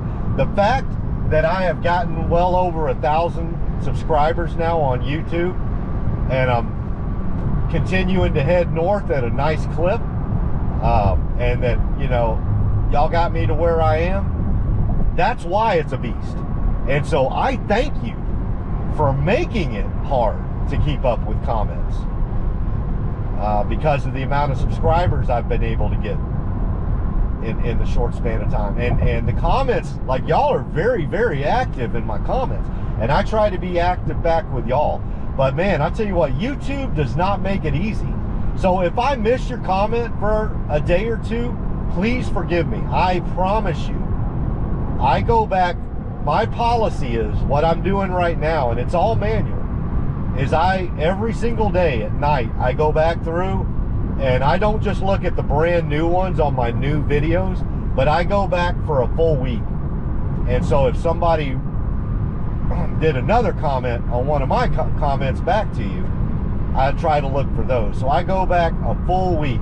So hopefully I catch you. But if y'all know of some sort of app out there, or some functionality that I'm missing out on within the YouTube Studio, or some sort of creators app, let me know. Because right now I'm just literally manually scrolling. And that was fine about a month and a half ago. And thank the Lord, that has become damn near impossible now. But I'm doing it. But like I said, the fact that it's become almost untenable, thank you. It is a good problem to have. But even with it being a problem, I'm doing it. And I think y'all can attest to it. That's one of the things that, if I'm going to differentiate myself out here, and if I want to bring you the best content possible, the promise I'm making is I'm responding to every single YouTube comment, because I know that 95% of the folks that are commenting to me on YouTube do not own a Tesla and have never been in a Tesla. And so I want to do the same thing that the folks before me did, right? Because I did the same thing. It was a very, very well-known YouTuber, Homar's Catalog, Omar. And I was watching his videos, and I reached out, and he responded back, and man, that meant the world to me. I freaking bought a Tesla because of it. So he's obviously, you know, you know, I'm down here in my 1,000 to 2,000. I'm on my way up, but you know, he's way out there. But you know, I'm not going to be like, we're going to keep this thing growing.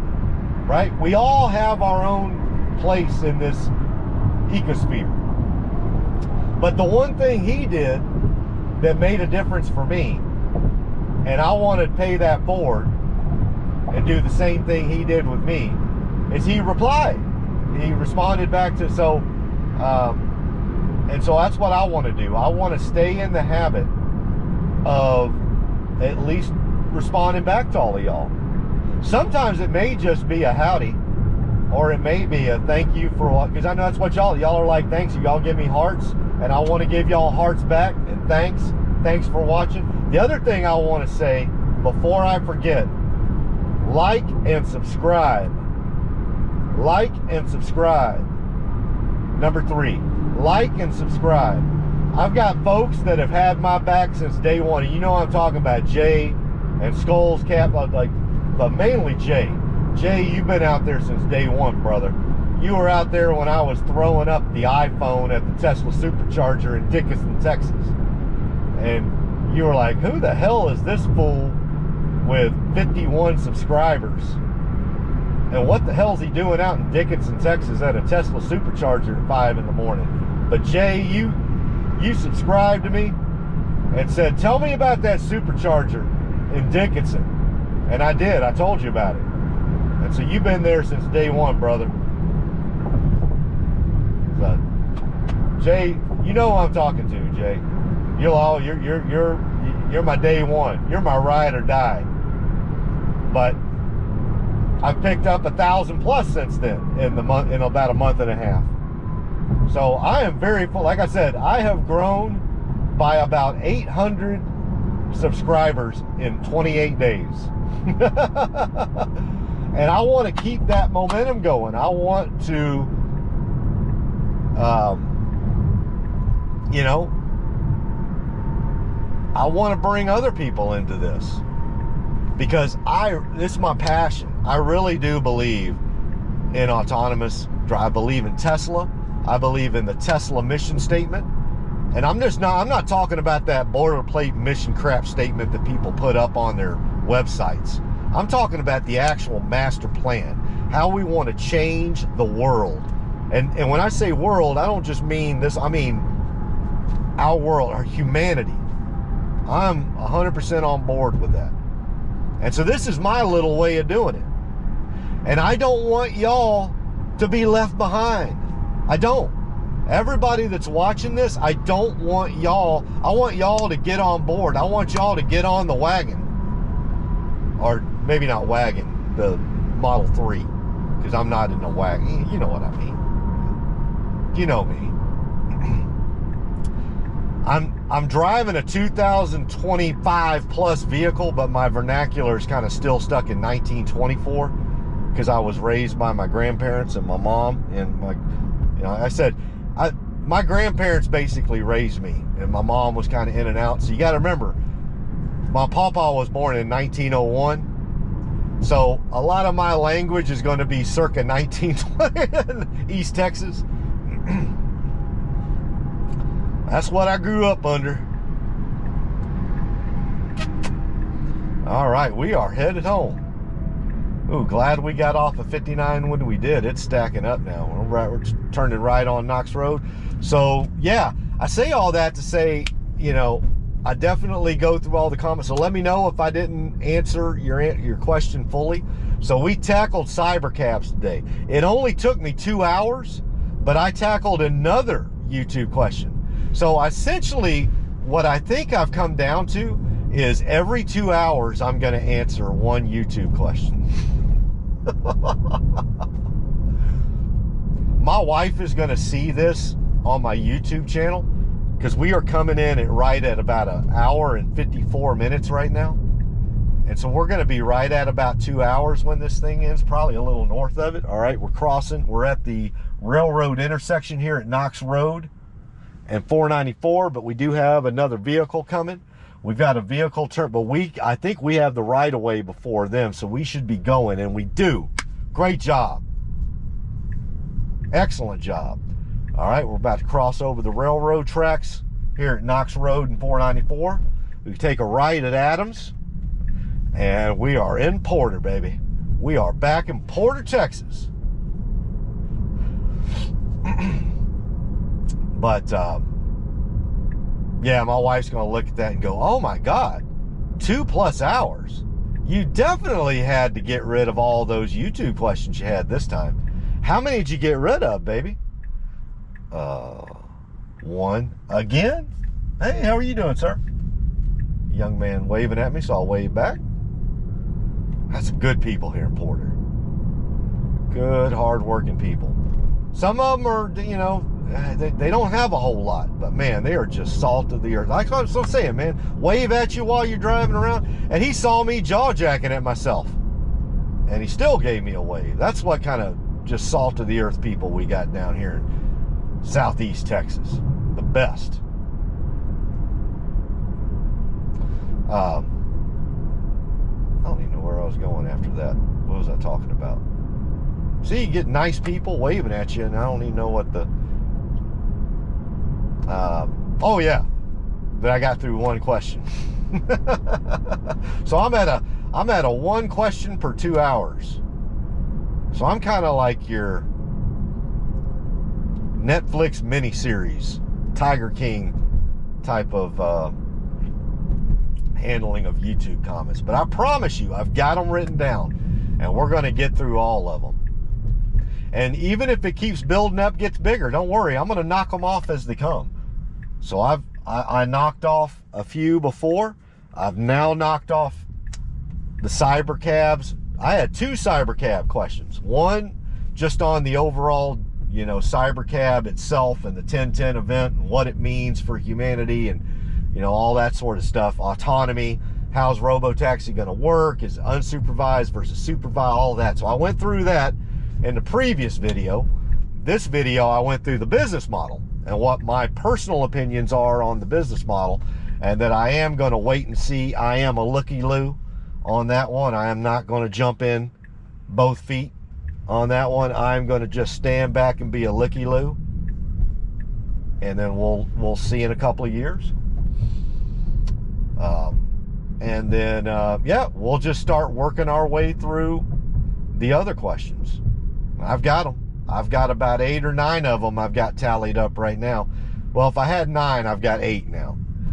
So if I've got 8 questions, that means in the next 16 hours of FSD driving, I will get through your questions.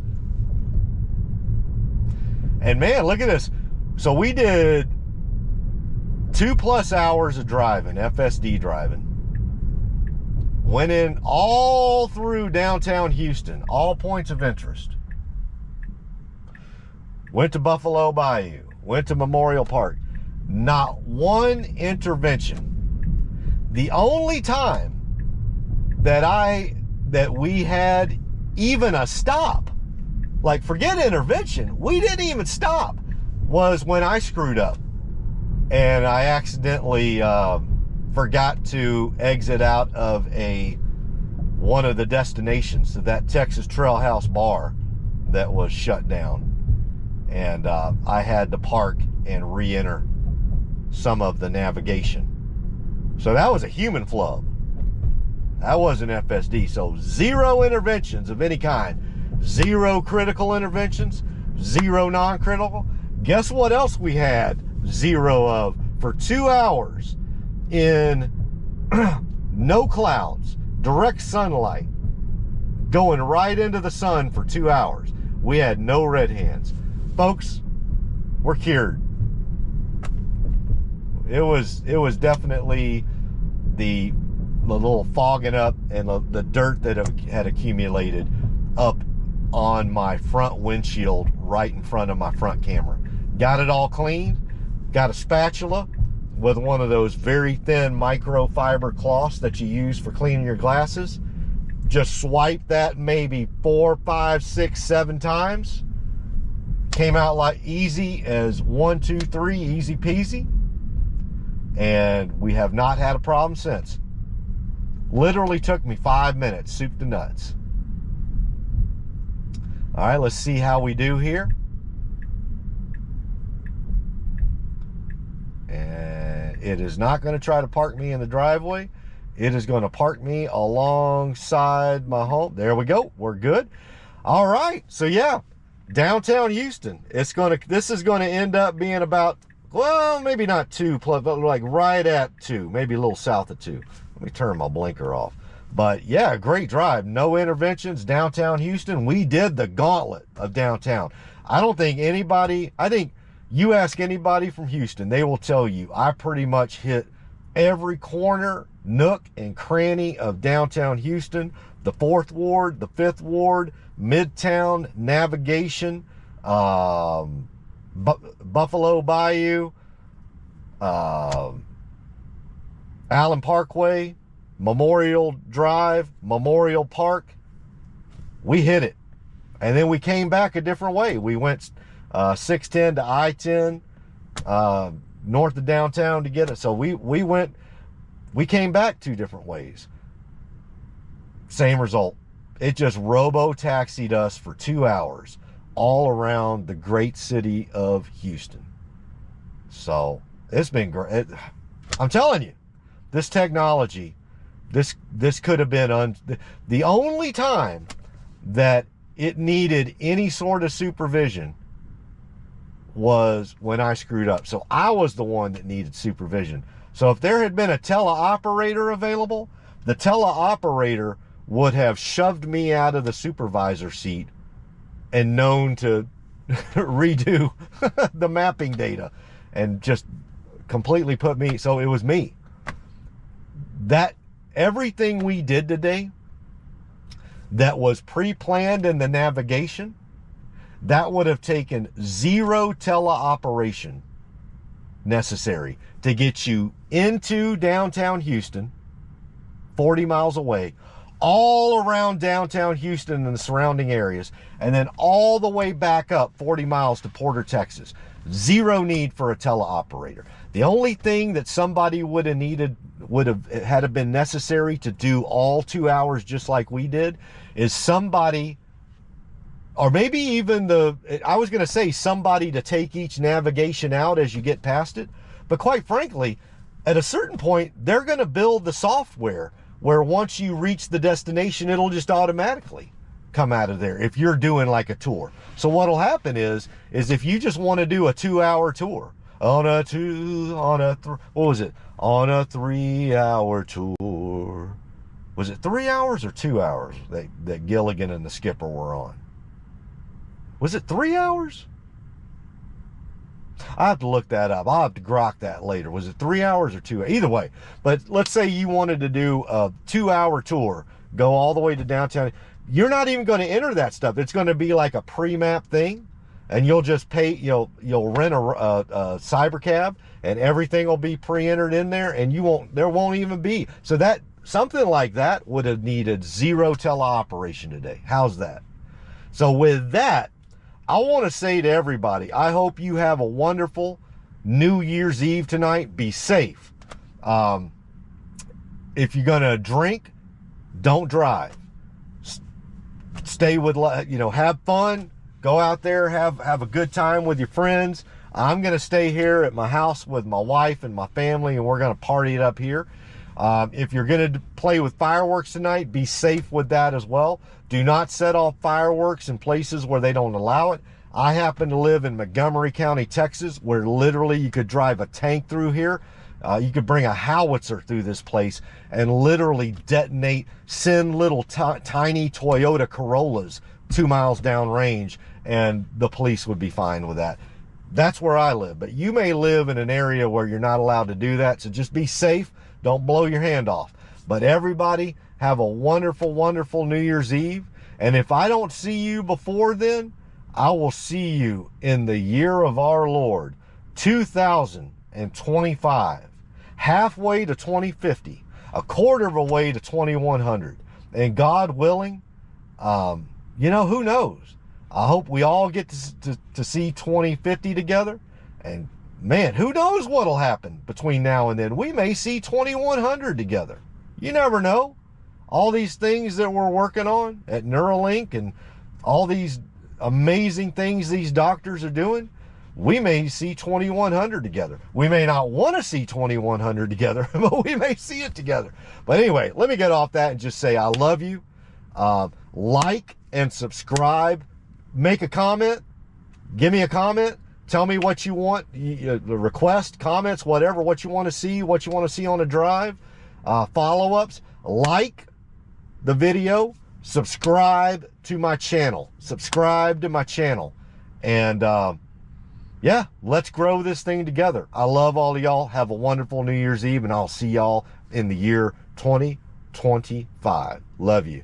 Bye.